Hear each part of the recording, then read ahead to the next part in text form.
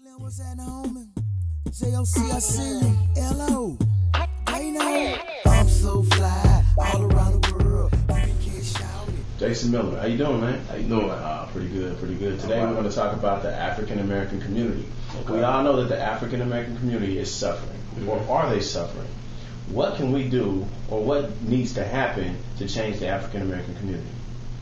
That's a good question. I say two things: love and relationship.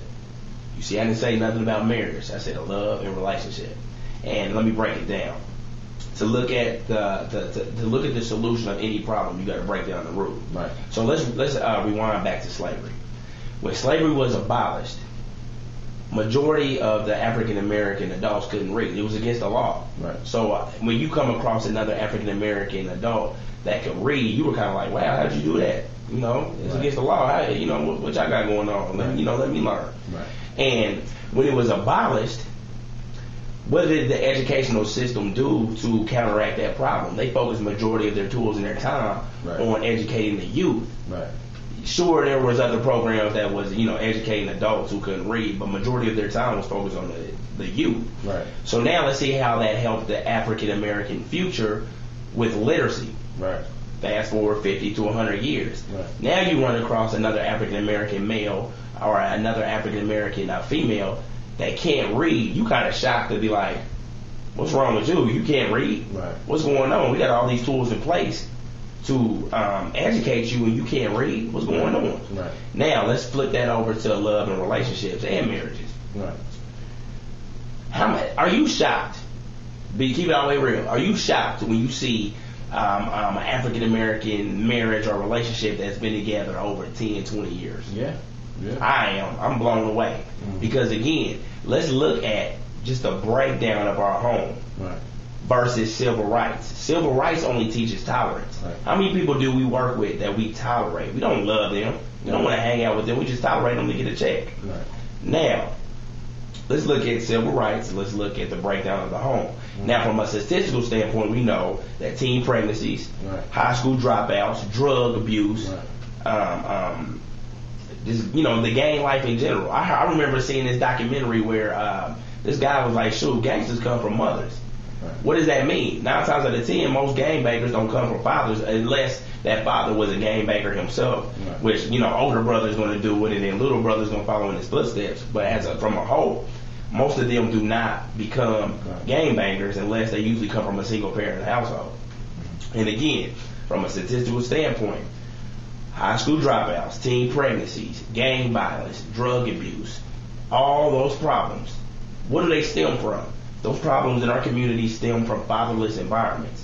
What is a fatherless environment?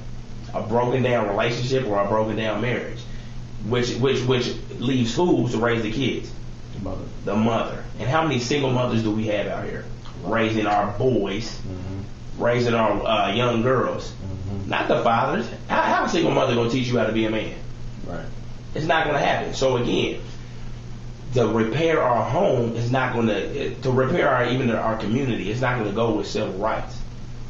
It's just going to teach people how to tolerate us, which they doing all the time. Right. But what I'm saying is, by repairing the home now, and just say the home. Don't get me wrong. The home has to be a healthy environment because there's a lot of people who are not even in proper marriages or even living a right marriage. They're just together, but that doesn't mean they're together in the right way. Right. So again, by repairing the home the right way, it's going to fast forward, just like slavery. It's going to fast forward. It's going to help our community out. Hello.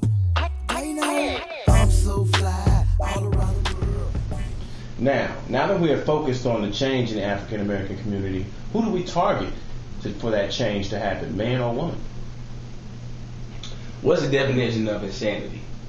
Doing the same things over and over again, expecting a different result. Right. We've been asking from day one for men to step up. Right. And don't get me wrong, there's a lot of good fathers out there. There's a lot of good dads who are doing what they need to do for their children. Right. But from a majority standpoint, that's not happening. Right. So again, who's raising our future? I was about to say children. Who's raising our future? Women. Look at the single mother statistics out here. It's bad. Right. So again, should we focus on the guys, or should we focus on the people that are actually doing it, which are the women? So when I say focusing on the women for that change, look at the influence on women over men. For years, you can even look at it from a biblical standpoint. And I'm going to give it for all the Christian people out there listening. Let's go from a biblical standpoint, and then we can look from a secular standpoint as well. Who was the first man to ever walk this earth? Adam. Right. God. Come on, you don't get no bigger than God. God told this guy don't eat that fruit. Not Joe Blow, not my third grade teacher, right. God. And who influenced this guy to eat that fruit? Eve. A woman. Right. Take the strongest man that ever walked this earth, Samson. Couldn't nobody kill him. He fought great armies by himself. But who got to him and who found out his secret? Delilah, a woman. Mm-hmm. Last but not least, who's the greatest man that ever walked this earth? Jesus Christ, right? Jesus Christ, the coldest man that ever walked this earth, came into this world through a woman, immaculate conception. Right. So if you read the Bible and look at it from a literal standpoint, it took the coldest man to ever walk this earth to come into this earth through a woman with no human male interaction. And you want to tell me the power of a woman?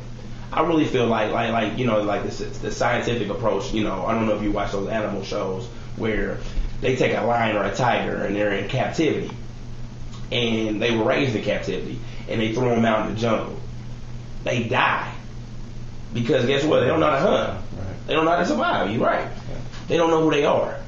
And who's dying? Who's dying? Who are we killing every day in our community? Yeah. Women. Too. We leaving them. Come on, think about it. We having sex with them and leaving them. Mm-hmm. We killing them.